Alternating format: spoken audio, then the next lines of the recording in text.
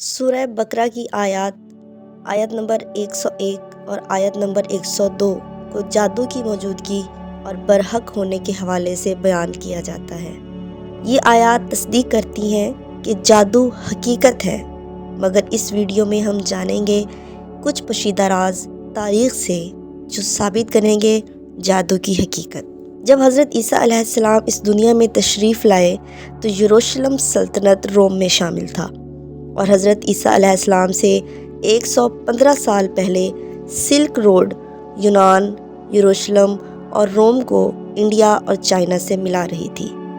اس دور میں مختلف سلطنتوں کے درمیان مختلف علوم کے تبادلے ہوتے تھے۔ تب ہی ایک نیا علم دریافت ہوا جس کا نام ہے میڈیکل سائنس۔ اسی علم کی معراج دے کر حضرت عیسیٰ علیہ السلام کو اللہ سبحانہ و تعالیٰ نے دنیا پر بھیجا۔ وہ اللہ کے حکم سے مردوں کو زندہ کرتے تھے، اندھوں کو، کوڑ کے مریضوں کو اللہ کے حکم سے شفا یاب فرماتے تھے، اور وہ کیسے 4 مردوں کو زندہ کرنے کا معجزہ بھی کرتے تھے، یعنی میڈیکل سائنس کی معراج کو دکھاتے تھے۔ اور پھر ان کی اس قابلیت کی خبریں دور دراز سلطنتوں تک جا پہنچی۔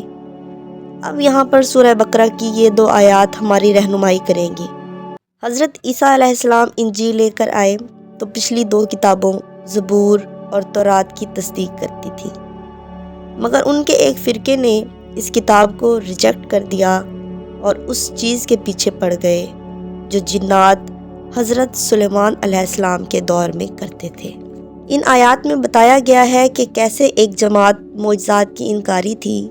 وہ تو حضرت سلیمان علیہ السلام کے بارے میں بھی کہتی تھی کہ وہ جادو کے ذریعے اپنا تخت اڑایا کرتے تھے، اپنی سلطنت چلاتے تھے، اور یہ بھی بتایا گیا ہے کہ حضرت سلیمان علیہ السلام جادوگر نہ تھے۔ یہ آیت ان کی برات کا اعلان کرتی ہے کہ انہوں نے کفر نہ کیا تھا بلکہ وہ اللہ کے نبی تھے۔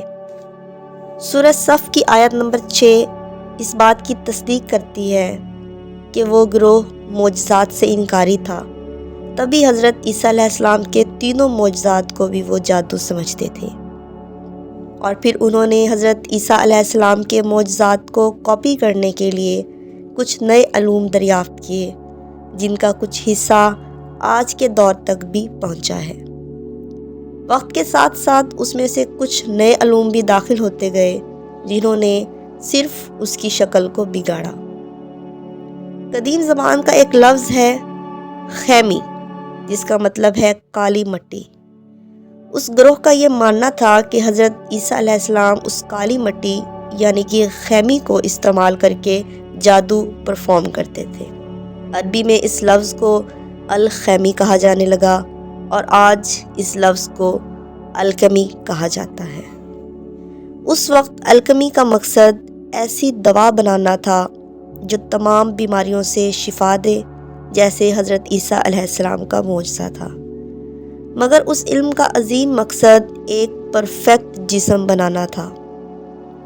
حضرت عیسیٰ علیہ السلام کے 300 سال بعد میں مصر کے ایک شخص کا نام سامنے آیا جس کا نام زوسیموس تھا۔ وہ حضرت عیسیٰ علیہ السلام کے مریضوں کو چھو کر تندرست کر دینے والے معجزے سے بہت انسپائرڈ تھا۔ اس نے ایک کتاب لکھی کیروکمیٹا، جس کا مطلب ہے چھونے سے ہونے والی چیزیں، اور اس کتاب میں اس نے تمام باتیں الکمی کے کنسیپٹ پر کی۔ اس کے بعد ماریا جویش یعنی یہودی ماریا بھی ایک عورت منظر عام پر آئی جو حضرت عیسیٰ علیہ السلام کے مٹی کے پرندوں کو پھونک مار کر زندہ کر دینے کے کنسیپٹ سے بہت متاثر تھی۔ اس نے بھی روح اور جسم کے مابین تعلق کو بڑی تفصیل کے ساتھ اپنی کتابوں میں لکھا۔ ان کے بعد ایک شخص منظر عام پر آیا جو خود کو ہرمس ٹرسمیجسٹس کہتا تھا۔ اس شخص نے حضرت عیسیٰ علیہ السلام کے بعد اور پہلے والے 42 علوم پر کتابیں لکھی۔ یونانی میں اسے ہرمس کہتے ہیں۔ ہرمس ایک دیوتا تھا، اور مصری اسے خدا تھوتھ کہتے ہیں۔ ٹرسمیجسٹس کا مطلب ہے 3 دفعہ عظیم، یعنی تھرائس گریٹسٹ۔ اس شخص نے ستاروں کے رازوں اور تخلیق کے رازوں جیسے علوم پر بات کی۔ اس کے بعد ایک رومن بادشاہ ڈیوکلیشین نے الکیمی پر موجود جتنی بھی کتابیں تھیں سب جلوا دیں، اور آج ہمیں ان کتابوں کے وجود کا پتہ پیپائرسز کے بچ جانے سے ملتا ہے۔ 2 پیپائرسز بچ گئے۔ یہ حضرت عیسیٰ علیہ السلام کے بعد لوگ جو الکیمی کے پیچھے پڑ گئے تھے انہوں نے لکھے تھے۔ وہ دونوں پیپائرسز اس وقت ہالینڈ کی لیڈن یونیورسٹی اور سویڈن میں موجود ہیں، اور اس طرح یہ بچ گئے کہ اس کے مصنف کے ساتھ ہی ان کو دفنا دیا گیا۔ ان کے نام ہیں لیڈن پیپائرس ایکس اور اسٹاک ہوم پیپائرس۔ ڈیوکلیشین کی اس تباہی کے بعد اس گروہ نے اپنے علوم کو رازوں میں رکھنا شروع کر دیا، اور پھر الکیمی پر جتنی بھی کتابیں لکھی گئیں اس میں مصنفوں نے اپنے سوڈو نیمز لکھنے شروع کر دیے۔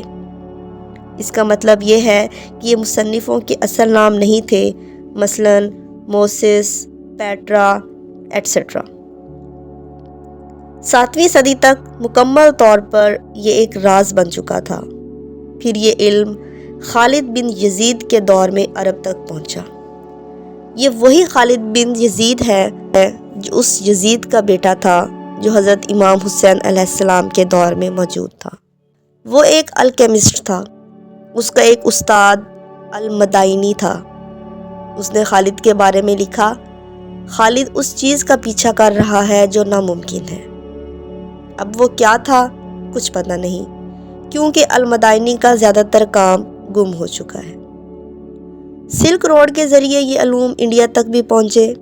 انڈیا کے ایک مشہور نام 10ویں صدی میں ابو ریحان البیرونی نے لکھا تھا کہ جب محمود غزنوی کے دور میں ہم گجرات کو پہنچے تو ہم نے یہاں الکیمی جیسا علم دیکھا، جسے سنسکرت میں رسیانہ کہتے ہیں، جس کا مطلب ہے اس رس کو جاننے کا ہنر جو تمام بیماریوں کو ٹھیک کر دے اور زندگی بڑھائے، اور ان بیماریوں کو بھی ٹھیک کر دے جن کا علاج ناممکن ہے۔ اس الکیمی کے متعلق مزید ٹیکسٹ تانترک اور جان لٹریچر میں بھی ملتا ہے۔ ہسٹری انڈین میڈیکل لٹریچر میں اب تک 39 ایسی کتابیں دریافت ہو چکی ہیں جو الکیمی کے کنسیپٹ پر بات کرتی ہیں، بالکل اس معجزے کو کاپی کرنے کی کوشش کرتی ہیں جو حضرت عیسیٰ علیہ السلام کو عطا کیا گیا تھا۔ 7ویں، 8ویں، 9ویں صدی میں کچھ کتابیں یونانی سے عربی اور لاطینی میں بھی ٹرانسلیٹ ہوئیں۔ ان میں زیادہ تر کتابیں وہ تھیں جو حضرت عیسیٰ علیہ السلام کے فوراً بعد 300 سال کے اندر لکھی گئیں۔ یہ زیادہ تر حضرت عیسیٰ علیہ السلام کے معجزات سے انسپائرڈ تھیں۔ ان علوم کو مجموعی طور پر ہرمیٹیکا کلیکشن کہتے ہیں۔ ان علوم میں وہ علوم بھی شامل تھے جو مختلف مصری کاہنوں کے علوم تھے جو وہ صدیوں سے سیکھ رہے تھے۔ اس ویڈیو کا دوسرا حصہ جلد جاری ہوگا جس میں بہت سے رازوں سے پردہ اٹھایا جائے گا۔ اس چینل سے جڑے رہیے، تب تک کے لیے اللہ حافظ۔